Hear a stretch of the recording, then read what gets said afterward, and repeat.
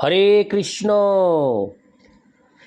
আজ 14ই চৈত্র 1432 ও 29শে মার্চ 2026 রবিবার, একাদশী কামোদা। এই কামোদা একাদশীর দিনে আমি শ্রীমদ্ ভাগবতম পাঠ করছি। আজ আমি পাঠ করছি শ্রীমদ্ ভাগবতমের চতুর্থ স্কন্দ দ্বিতীয় ভাগ 24তম অধ্যায়, রুদ্রগীত কীর্তনের শ্লোক 60 থেকে 62। হরে কৃষ্ণ কৃষ্ণ কৃষ্ণ হরে হরে, হরে রাম রাম রাম হরে হরে। শ্লোক 60। যত্রেদং বজ্যতে বিশ্বং বিশ্বস্নিন্নবো ভাতি যৎ তত্ত্বং ব্রহ্ম পরং জ্যোতিরাকাশমিব বিস্তৃতম। অনুবাদ: হে ভগবান, নির্বিশেষ ব্রহ্ম সূর্যকিরণের মতো অথবা আকাশের মতো সর্বব্যাপ্ত, এবং সেই নির্বিশেষ ব্রহ্ম যা সমগ্র ব্রহ্মাণ্ড জুড়ে ব্যাপ্ত এবং যাতে সমগ্র ব্রহ্মাণ্ড অবস্থিত তা আপনি। তাৎপর্য: বৈদিক শাস্ত্রে বলা হয়েছে যে সব কিছুই ব্রহ্ম এবং তার অতিরিক্ত আর কিছুই নেই। সমগ্র জগৎ ব্রহ্মজ্যোতিতে অবস্থিত। নির্বিশেষবাদীরা হরে কৃষ্ণ। নির্বিশেষবাদীরা কিন্তু বুঝতে পারে না কিভাবে এই বিশাল বিশ্ব একজন ব্যক্তিতে অবস্থিত। এইভাবে নির্বিশেষবাদীরা ভগবানের অচিন্ত শক্তির হৃদয়ঙ্গম করতে পারে না। তাই তারা কিংকর্তব্য বিমূঢ় হয়ে পরম সত্য যে একজন পুরুষ তা অস্বীকার করে। এই ভ্রান্ত ধারণা শিব স্বয়ং দূর করেছেন। তিনি বলেছেন যে নির্বিশেষ ব্রহ্ম যা সারা ব্রহ্মাণ্ড জুড়ে ব্যাপ্ত তা হচ্ছে ভগবান স্বয়ং। এখানে স্পষ্টভাবে বলা হয়েছে যে ভগবান ব্রহ্মরূপে সূর্যকিরণের মতো সর্বব্যাপ্ত। এই দৃষ্টান্তটি হৃদয়ঙ্গম করা খুবই সহজ। সমস্ত ভুবন সূর্যকিরণে অবস্থিত, তবুও সূর্যকিরণ ও সূর্যকিরণের উৎস সেই সমস্ত ভুবনগুলি থেকে পৃথক। তেমনি আকাশ অথবা বায়ু সর্বব্যাপ্ত। বায়ু ঘটের ভিতরেও রয়েছে, আবার তা পবিত্র ও অপবিত্র উভয় স্থানেই রয়েছে। কিন্তু কোনো অবস্থাতেই আকাশ কখনো অপবিত্র হয় না। সূর্য কিরণও অপবিত্র ও পবিত্র উভয় স্থানকেই স্পর্শ করে, এবং উভয়েই যদিও সূর্যের দ্বারা উৎপন্ন, তবুও সূর্য সমস্ত নোংরা বস্তু থেকে পৃথক থাকে। তেমনি ভগবান সর্বব্যাপ্ত। পবিত্র ও অপবিত্র বস্তু রয়েছে, কিন্তু শাস্ত্রে বর্ণনা করা হয়েছে যে পবিত্র বস্তুগুলি হচ্ছে ভগবানের সম্মুখ ভাগ এবং অপবিত্র বস্তুগুলি ভগবানের পশ্চাৎ ভাগ। ভগবদ্গীতায় 9:4 ভগবান স্পষ্টভাবে ঘোষণা করেছেন, ময়া ততমিদং সর্বং জগদব্যক্তমূর্তিনা। হরে কৃষ্ণ। শ্লোকটি আমি প্রথম থেকে পাঠ করছি। ময়া ততমিদং সর্বং জগদব্যক্তমূর্তিনা মৎস্থানি সর্বভূতানি ন চাহং তেষ্যবস্থিত। আমার অব্যক্ত রূপের দ্বারা আমি হরে কৃষ্ণ আমার অব্যক্ত রূপের দ্বারা আমি সমগ্র ব্রহ্মাণ্ড জুড়ে ব্যাপ্ত। সব কিছুই আমাতে স্থিত, তবুও আমি সেগুলিতে অবস্থিত নই।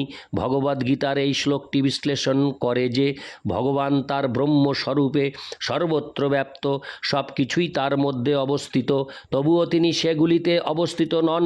তার সিদ্ধান্ত হচ্ছে যে ভক্তিযোগ ব্যতীত, ভগবানের সেবা ব্যতীত নির্বিশেষবাদীরাও ব্রহ্মতত্ত্ব হৃদয়ঙ্গম করতে পারে না। বেদান্ত সূত্রে বলা হয়েছে, অথাত ব্রহ্ম জিজ্ঞাসা, অর্থাৎ ব্রহ্ম পরমাত্মা অথবা পরব্রহ্মকে হৃদয়ঙ্গম করা কর্তব্য। শ্রীমদ্ ভাগবতেও পরম তত্ত্বকে অদ্বয় জ্ঞান বলে বর্ণনা করা হয়েছে, কিন্তু তাকে উপলব্ধি হয় তিনটি স্বরূপে: নির্বিশেষ ব্রহ্ম, অন্তর্যামী পরমাত্মা ও পরমেশ্বর ভগবান। ভগবান হচ্ছেন অন্তিম সত্য, এবং এই শ্লোকেও শিব প্রতিপন্ন করেছেন যে চরমে পরম সত্য হচ্ছেন একজন সবিশেষ পুরুষ। তিনি স্পষ্টভাবে বলেছেন, তত্ত্বং ব্রহ্ম পরং জ্যোতিরাকাশমিব বিস্তৃতম। এই সম্পর্কে একটি দৃষ্টান্ত দেওয়া যায়। একজন সফল ব্যবসায়ীর বহু কলকারখানা ও অফিস থাকতে পারে, এবং সেগুলি সবই তার আদেশের উপর নির্ভর করে থাকে। কেউ যদি বলে যে সমস্ত ব্যবসাটি সেই ব্যক্তির উপর নির্ভর করে রয়েছে, তার অর্থ এই নয় যে তিনি তার সমস্ত অফিস ও ফ্যাক্টরিগুলি তার মাথায় করে বয়ে বেড়াচ্ছেন। পক্ষান্তরে বুঝতে হয় যে তারই মস্তিষ্কের দ্বারা অথবা তার শক্তির বিস্তারের দ্বারা সেই ব্যবসাটি নির্বিঘ্নে চলছে, তেমনি পরমেশ্বর ভগবানের মস্তিষ্ক ও শক্তির দ্বারা সমগ্র জড়জগৎ এবং চিন্ময় জগৎ পরিচালিত হচ্ছে। এখানে অত্যন্ত স্পষ্টভাবে যে অদ্বৈত দর্শন বিশ্লেষণ করা হয়েছে তা স্বীকার করে যে সমস্ত শক্তির পরম উৎস হচ্ছেন পরমেশ্বর ভগবান শ্রীকৃষ্ণ। সেই কথাটি এখানে অত্যন্ত স্পষ্টভাবে বর্ণনা করা হয়েছে। শ্রীকৃষ্ণের নির্বিশেষ রূপ যে কিভাবে হৃদয়ঙ্গম করা যায় তাও বর্ণনা করা হয়েছে। রসোহো হমপ্সু কৌন্তেয় প্রভাস্যি শশী সূর্যয় প্রণব সর্ববেদেষু শব্দ খে পৌর সংদৃশু। হে কৌন্তেয় অর্জুন, আমি জলের স্বাদ, সূর্য চন্দ্রের আলোক, বৈদিক মন্ত্রের ওঙ্কার, আমি আকাশের শব্দ এবং মানুষের পৌরুষ। ভগবদ্গীতা 7-8। এইভাবে সব কিছুর যোগশক্তি রূপে শ্রীকৃষ্ণকে হৃদয়ঙ্গম করা যায়। ইতি শ্লোক 60। হরে কৃষ্ণ। শ্লোক 61। যো মায় এদং পুরুরূপ আসৃজদ বিভর্তি ভুয়ো খপোত্ত বিক্রিয় যদ্ভেদ বুদ্ধি যদিবাত্তদুস্থয়া তমাত্মতন্ত্রং ভগবান প্রতিমহি। অনুবাদ: হে ভগবান, আপনার বহু প্রকার শক্তি রয়েছে এবং সেই সমস্ত শক্তিগুলি নানা রূপে প্রকাশিত। সেই শক্তির দ্বারা আপনি এই জড়জগৎ সৃষ্টি করেছেন এবং এমনভাবে তা আপনি পালন করছেন যে মনে হয় তা যেন চিরস্থায়ী, কিন্তু তবুও চরমে আপনি তা ধ্বংস করেন।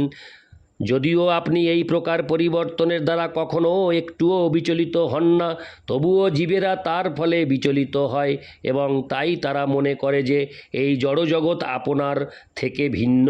হে ভগবান, আপনি সর্বদা স্বতন্ত্র এবং তা আমি স্পষ্টভাবে দর্শন করতে পারি। তাৎপর্য: এখানে স্পষ্টভাবে বিশ্লেষণ করা হয়েছে যে শ্রীকৃষ্ণের বহুবিধ শক্তি রয়েছে, যা 3টি বিভাগে বিভক্ত করা যায়, যথা বহিরঙ্গা শক্তি, অন্তরঙ্গা শক্তি এবং তটস্থা শক্তি। বিভিন্ন প্রকার জগৎও রয়েছে, যথা চিৎজগৎ ও জড়জগৎ।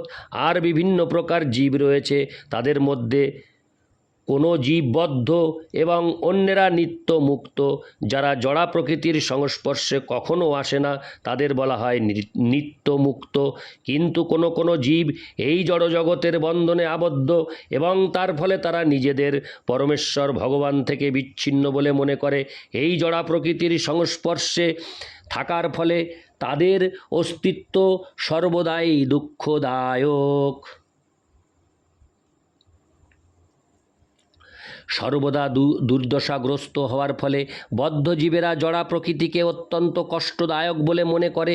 সেই কথা বিশ্লেষণ করে এক বৈষ্ণব কবি গেয়েছেন: কৃষ্ণভুলি সেই জীব অনাদি বহির্মুখ, অতএব মায়া তারে দেয় সংসার দুঃখ। জীব যখন পরমেশ্বর ভগবানকে ভুলে তাকে অনুকরণ করে স্বতন্ত্রভাবে ভোগ করতে চায়, তখন সে নিজেকে ভোক্তা বলে অভিমান করে এবং পরমেশ্বর ভগবান থেকে স্বতন্ত্র বলে মনে করে মায়ার বন্ধনে আবদ্ধ হয়। তাই পরাশক্তি জীবাত্মার পক্ষে এই জড়জগৎ অত্যন্ত দুঃখময়। কিন্তু এই জড়া প্রকৃতি ভগবানের কাছে দুঃখদায়ক নয়। প্রকৃতপক্ষে ভগবানের কাছে জড়া প্রকৃতি ও পরা প্রকৃতি উভয়ই সমান। এই শ্লোকে শিব বিশ্লেষণ করেছেন যে জড়া প্রকৃতি ভগবানের কাছে মোটেই দুঃখদায়ক নয়। পরমেশ্বর ভগবান সর্বদাই স্বতন্ত্র, কিন্তু যেহেতু জীব স্বতন্ত্র নয়, তাই স্বতন্ত্রভাবে সুখী হওয়ার ভ্রান্ত ধারণাবশত তার কাছে এই জড়জগৎ দুঃখময়। তার ফলে জড়া প্রকৃতি ভেদ ভাব সৃষ্টি করে। যেহেতু মায়াবাদী দার্শনিকেরা তা বুঝতে পারে না, তাই তারা শক্তির বন্ধন থেকে মুক্ত হতে চায়। কিন্তু বৈষ্ণবেরা যেহেতু পরমেশ্বর ভগবান সম্বন্ধে সম্পূর্ণরূপে অবগত, তাই তারা এই জড় জগতেও কোনো রকম ক্লেশ অনুভব করেন না। তার কারণ হচ্ছে যে তারা জানেন কিভাবে এই জড়া শক্তিকে ভগবানের সেবায় নিযুক্ত করতে হয়। একটি রাষ্ট্রের সাধারণ নাগরিকদের চোখে ফৌজদারি বিভাগ ও দেওয়ানি বিভাগ পৃথক বলে মনে হতে পারে, কিন্তু রাষ্ট্রের দৃষ্টিভঙ্গিতে সেই দুটি বিভাগই এক এবং অভিন্ন।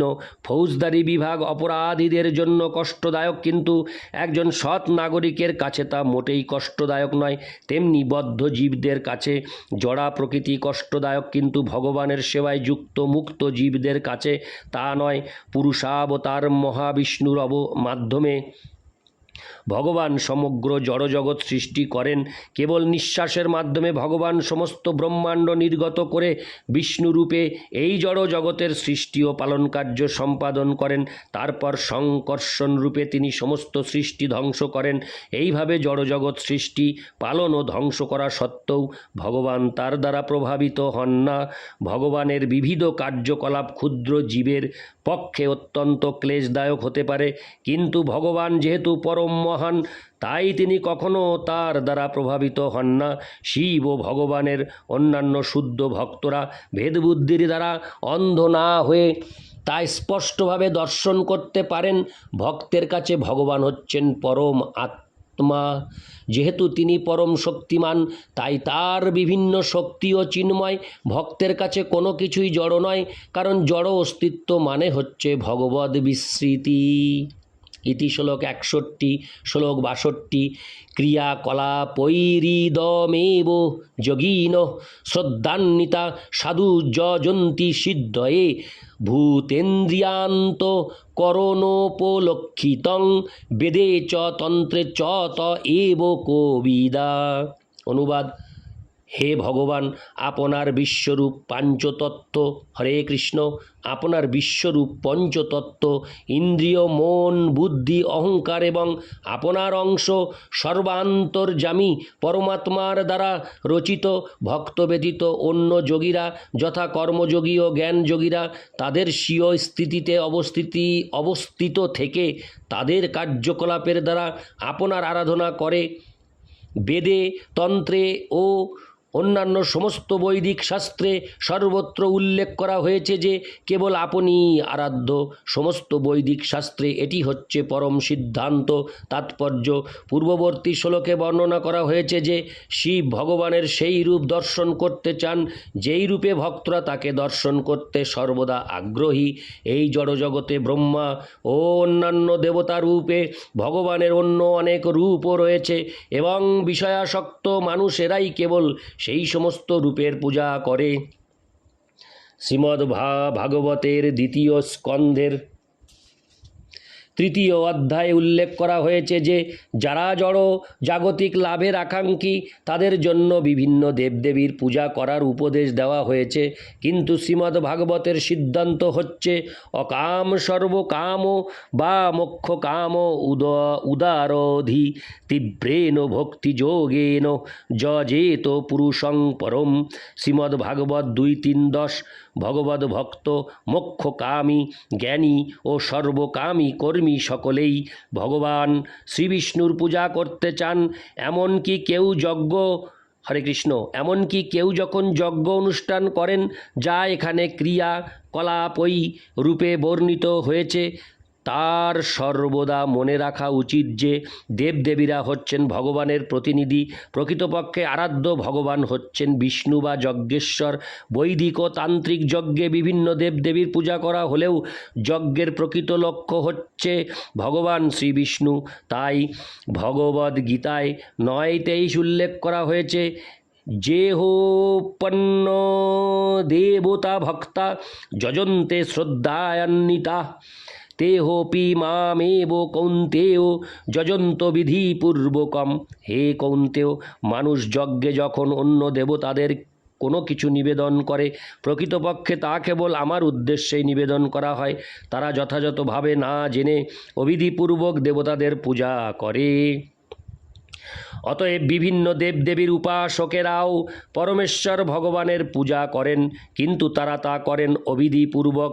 বিধির উদ্দেশ্য হচ্ছে বিষ্ণুর প্রসন্নতা বিধান করা। সেই কথা প্রতিপন্ন করে বিষ্ণু পুরাণে 3:8-9 বলা হয়েছে, বর্ণাশ্রমাচারোবতাঃ পুরুষেণ পর পুমান বিষ্ণুরারাধ্যতে পন্থা নান্যতোষ কারণম। এখানে স্পষ্টভাবে উল্লেখ করা হয়েছে যে কর্মী, জ্ঞানী অথবা যোগীরা প্রকৃতপক্ষে প্রত্যেকেই যদি বেদ ও তন্ত্রের জ্ঞানে বাস্তবিকই পণ্ডিত হন, তাহলে তিনি শ্রী বিষ্ণুরই আরাধনা করেন। এখানে কবিদা শব্দটি অত্যন্ত তাৎপর্যপূর্ণ, কারণ তা ভগবদ ভক্তের ইঙ্গিত করে। ভগবানের ভক্তরাই কেবল পূর্ণরূপে জানেন যে ভগবান শ্রীবিষ্ণু হচ্ছেন সর্বব্যাপ্ত। জড়জগতে তিনি 5টি জড় উপাদান এবং মন, বুদ্ধি ও অহংকারের দ্বারা প্রকাশিত।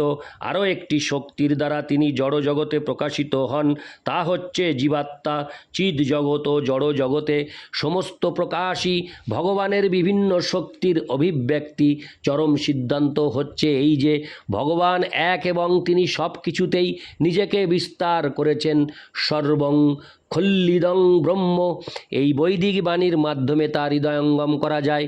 যিনি তা জানেন তিনি তার সমস্ত শক্তি শ্রীবিষ্ণুর আরাধনায় একাগ্রীভূত করেন। ইতি শ্লোক 62। হরে কৃষ্ণ কৃষ্ণ কৃষ্ণ হরে হরে, হরে রাম রাম রাম হরে হরে।